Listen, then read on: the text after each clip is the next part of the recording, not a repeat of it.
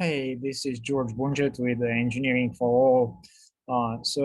This is a continuation of the video that we just did last week about mechanical impedances.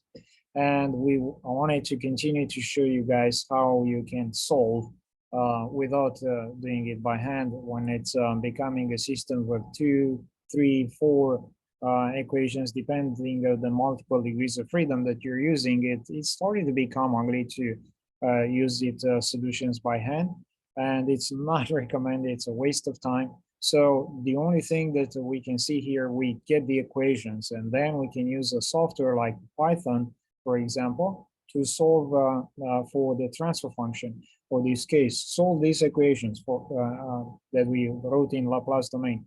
Just sometimes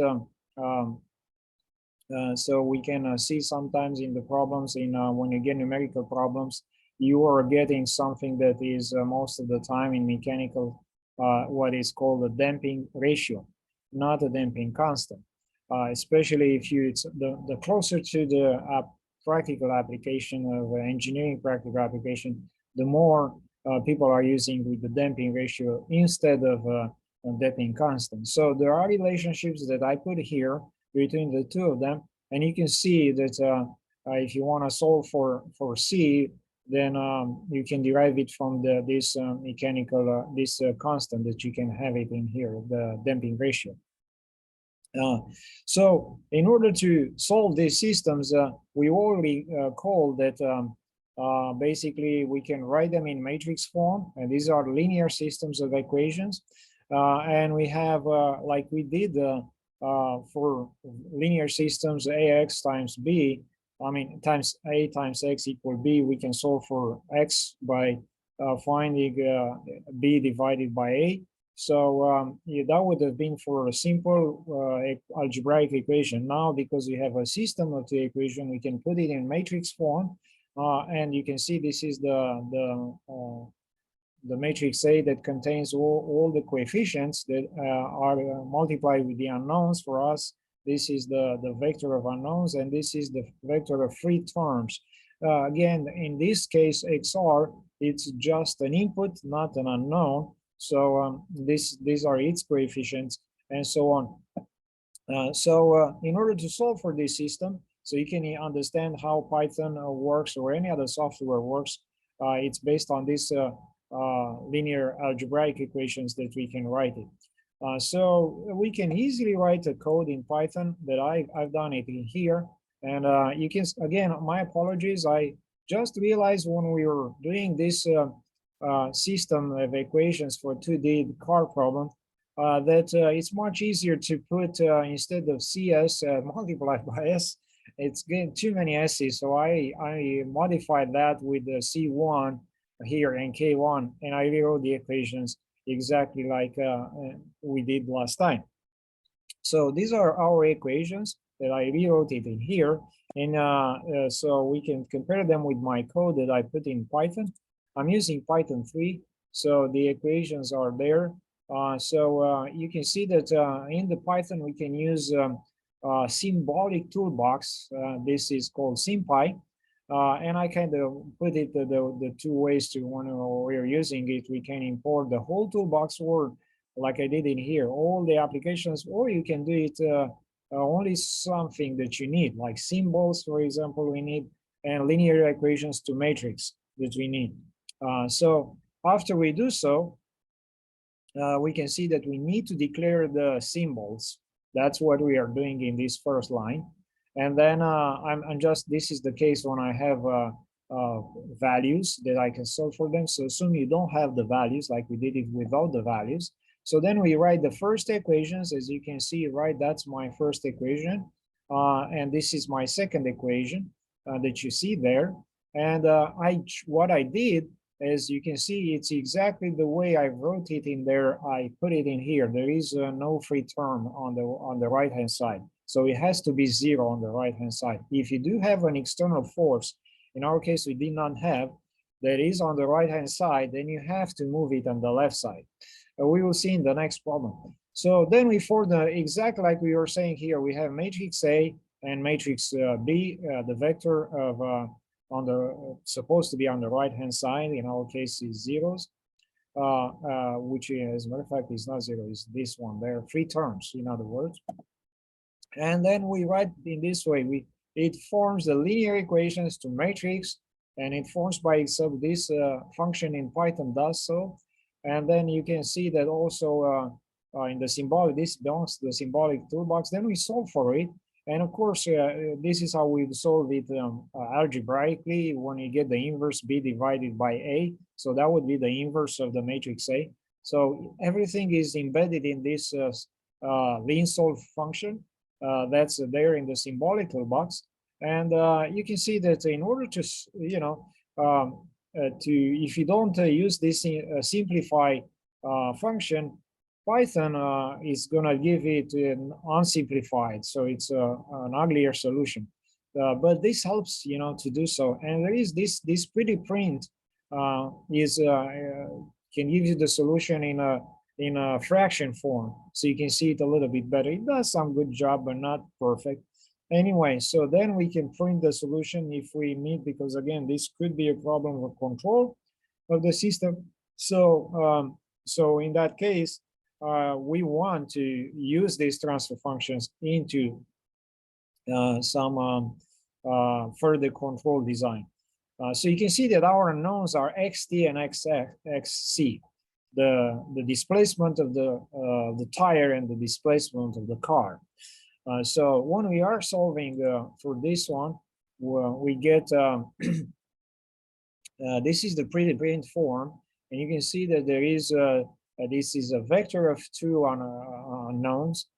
So the results that you can see here, it's all the way to the comma right there. That's the x of t, and this is the x of c after the second one. That's how we asked in the problem. We put x of t first and then x of c second.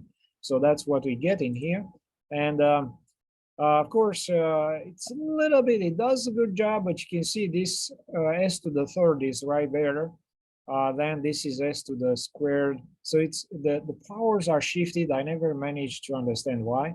Anyway, so this is, that's a pretty good. If this is for us only, we don't, we cannot use it if further down the road. So in order to use it further down the road, we just copy if there is a need to get the transfer function, and I need to all the way to this is the transfer function for xt divided by xr. So because the xr is the input, so you can see it is the input, it's at the numerator, and you can get it as a common factor from the numerator, and you can form the transfer function xt, which is the output, divided by xr, which is the input. So that would be the transfer function. So you can copy this whole thing and put it in your code, in the future code for controller design. And if you are after xc divided by xr, in that case, it will be the second one. I hope this helps.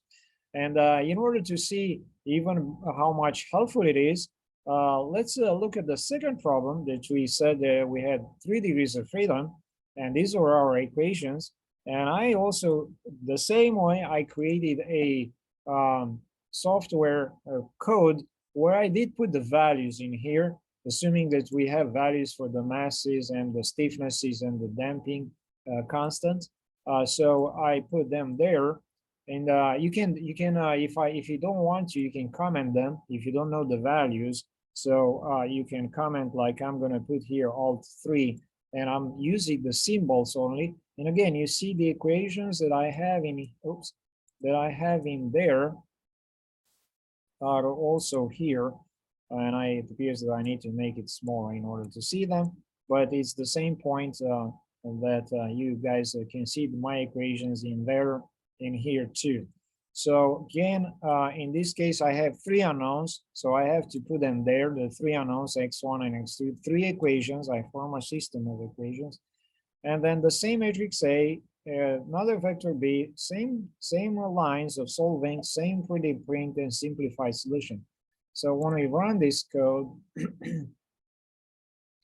we get these results, and for some reason, I modified, put the M1, Okay, so in that case, because I'm using symbols, so I have to have another line in here, which I will do right now as symbols. Let me write this Alt3. So here I would have M1, M2, M comma M3, and M3, and then X1, X3, okay, C1, C2. I have to put all of those. C1, C2, C3, and then I also have to put K1 and K2.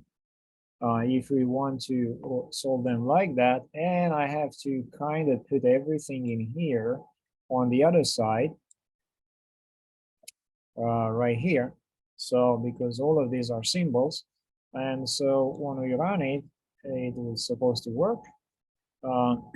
And I forgot about C naught. So there is a C naught too there. So let me put it here, C naught, and again here, C naught. All right, so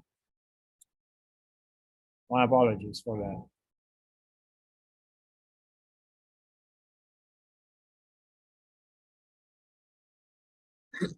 And it's working on it. Hope I don't have any other error. Yeah, it's an ugly error solution.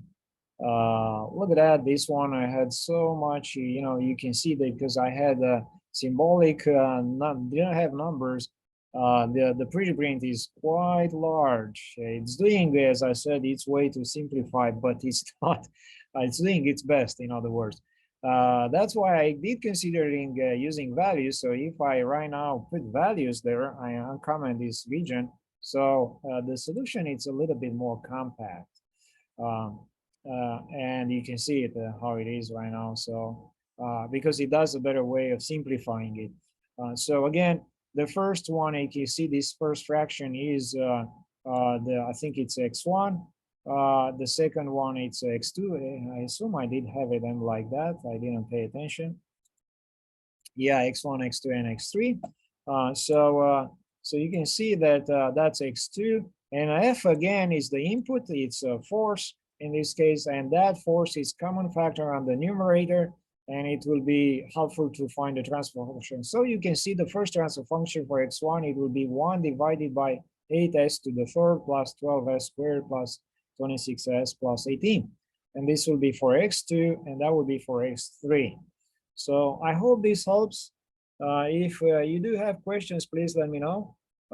You can also email me, or you can find my emails on Murray State website.